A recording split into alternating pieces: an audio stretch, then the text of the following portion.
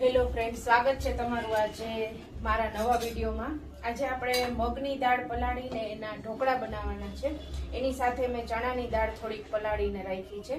એ બેને મિક્સ કરી અને આજે આપણે બેટર બનાવશું અને પછી આપણે એના ઢોકળા બનાવવાના છે। ફ્રેન્ડ્સ, તો મેં આજે છે ને ચણાની દાળ ને મગની દાળ બેને સરખી રીતે ધોઈ નાખી હતી। એના જેટલા પોતરા નીકળે એટલા તમારે કાઢી લેવાના, નો નીકળે એટલા રાખી દેવાના। હવે આપણે એને બેટર બનાવી લેશું। એમાં આપણે મગની દાળ અને ચણાની દાળને બેને વાટી લેશું।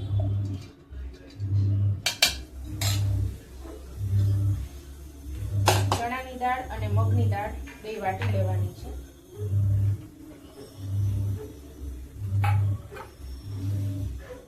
હવે એમાં આપણે અડધો કપ દહીં નાખી દઈશું। દહીં ખાટું હોય તો ખાટું લેવાનું, મોરું હોય તો મોરું લેવાનું, અને જો ખાટું ન હોય તો તમારે એમાં 2 ચમચી લીંબુનો રસ એડ કરી દેવાનો, જેથી કરીને આપણા ઢોકળાનું બેટર સરસ તૈયાર થાય છે। ફ્રેન્ડ્સ, આપણે એમાં લીલા મરચાં નાખી દઈશું બીજી વાર પીસવામાં। એક વખતનું મારું બેટર પીસાઈ ગયું છે। થોડીક દાળ જાજી હતી એટલે આપણે 2 વાર ક્રશ કરવું પડ્યું છે। હવે એમાં આપણે થોડા 2-3 લીલા મરચાં નાખી દઈશું અને હવે એને ક્રશ કરી લેશું।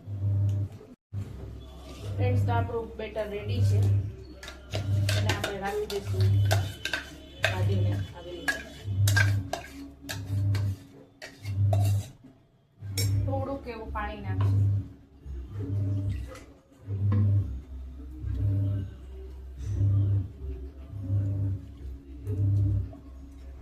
મિક્સ કરી લેશું વ્યવસ્થિત।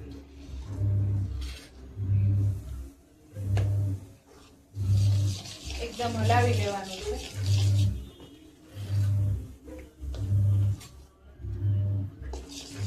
આપણે એને 2 થી 3 મિનિટ માટે આમ હલાવશું, જેથી અંદર એર ભરાશે અને એને લીધે આપણા ઢોકળા એકદમ સોફ્ટ થશે।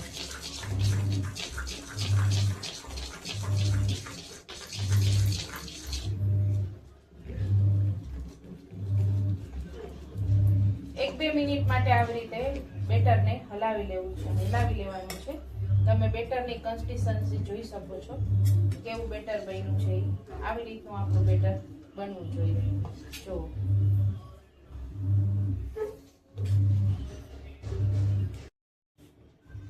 ફ્રેન્ડ્સ, તો આપણે મગના ઢોકળા બનાવવાના છે। જે દાળ આપણે પીસીને 1 કલાક પહેલા રાખી હતી એના આપણે ઢોકળા બનાવશું। એના માટે પહેલા હું અડધું બેટર અડધું અલગ કરી નાખું છું।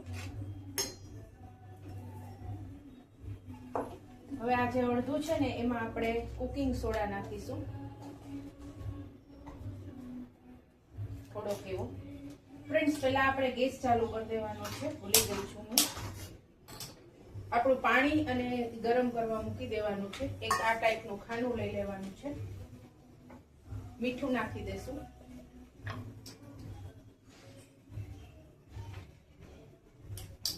તમે આમાં વેજીટેબલ્સ નાખીને દૂધી છે, કોબીજ છે, ગાજર છે, વટાણા છે, એવું બધું નાખીને પણ બનાવી શકો છો। તો આપણે મીઠું નાખી દીધું છે અને સોડા નાખી દીધો છે। હવે આપણે એને એકદમ ફીણી લેશું। એને એકદમ સરસ મિક્સ કરી દેવાનું છે।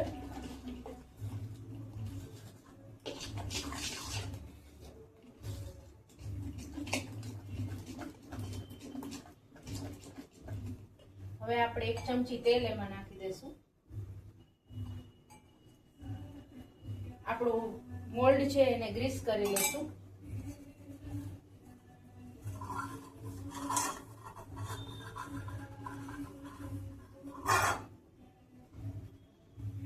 હવે આપણું પાણી ગરમ થઈ ગયું છે।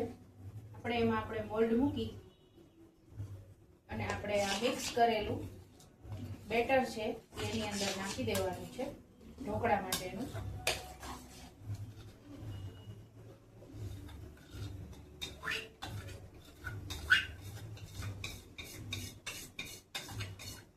આમાં વેજીટેબલ્સ નાખી શકાય છે, પણ મેં આજે કંઈ નાખ્યું નથી। મેં આજે એમને રિયલ ટેસ્ટના જ ઢોકળા બનાવ્યા છે, વેજીટેબલ વાળા નથી બનાવ્યા।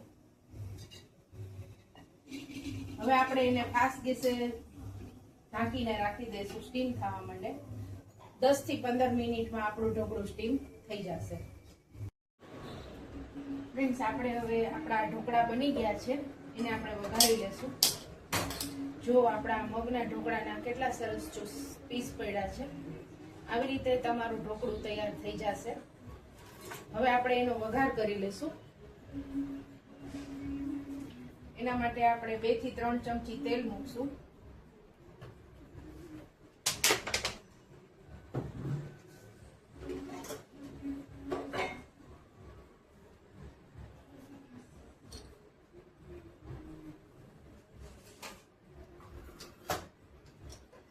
તેલ મૂકીને રાઈ જીરું મૂકવાના છે.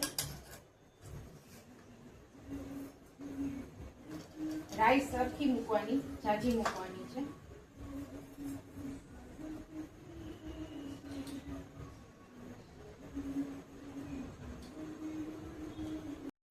જીરું નાખવાનું છે. રાઈ તતડે એટલે જીરું નાખી દેવાનું.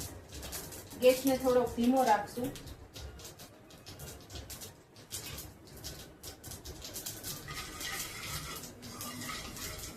લીલા મરચા નાખશું આખા. મોરા હોય તો મોરા નાખવાના, તમને તીખા ભાવતા હોય તો તીખા નાખવાના. લીમડો નાખશું.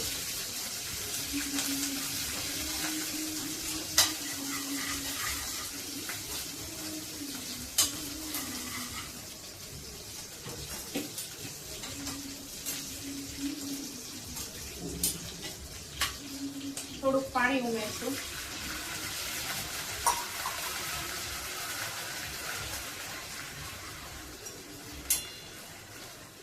ફ્રેન્ડ્સ, આમાં બહુ ઝાઝું પાણી નહીં ઉમેરવાનું, થોડુંક જ નાખવાનું છે.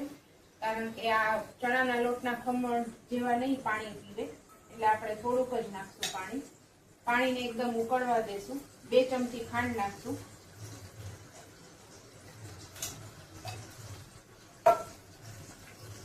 ઉકળવા દેશું.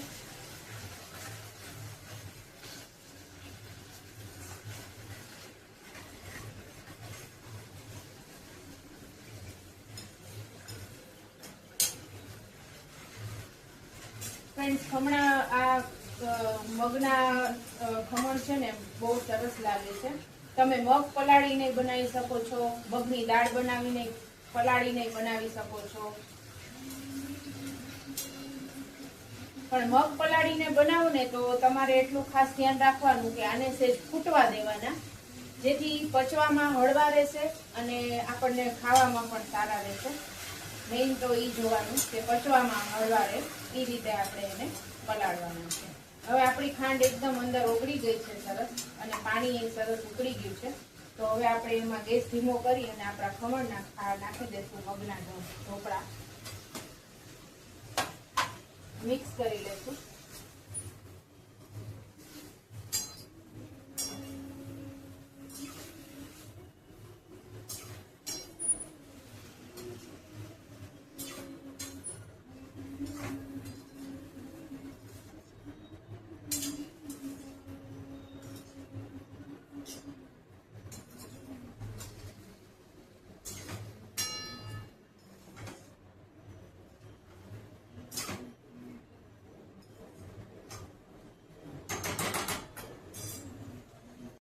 આપણા ઢોકળા બની ગયા છે. હવે આપણે એને સર્વિંગ બાઉલમાં લઈ લેશું. જો ફ્રેન્ડ્સ, કેટલા સરસ લાગે છે.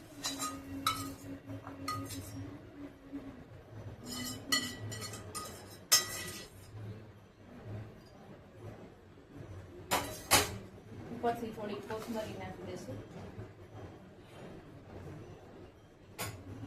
તો આપણા મગના ઢોકળા જમવા માટે રેડી છે. તો ફ્રેન્ડ્સ, તમને મારો આ વિડીયો કેવો લાગ્યો છે તો પ્લીઝ મારી ચેનલને લાઈક, શેર અને સબસ્ક્રાઇબ કરવાનું ન ભૂલતા. Thank you.